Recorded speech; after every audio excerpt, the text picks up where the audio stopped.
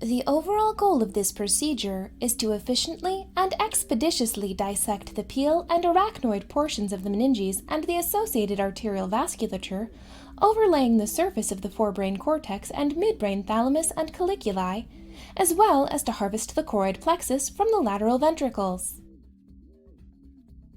This is accomplished by first removing the pineal gland and separating the meninges and arterial trees caudal to the forebrain.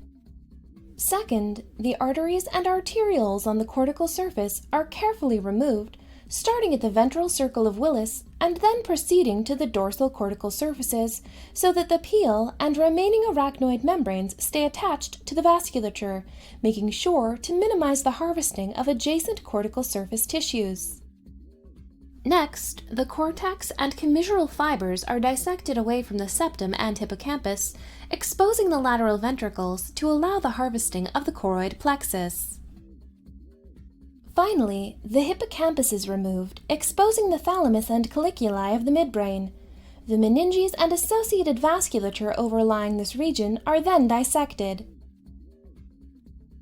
Ultimately, the integrity and specificity of the dissected meninges and the associated arterial vasculature, as well as the choroid plexus, can be determined by comparing the gene expression profiles of each of these regions.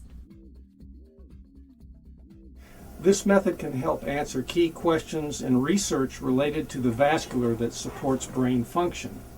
It includes similarities and comparisons and differences in the function of the choroid plexus compared to the meninges and its associated arterial vasculature with respect to blood flow, CSF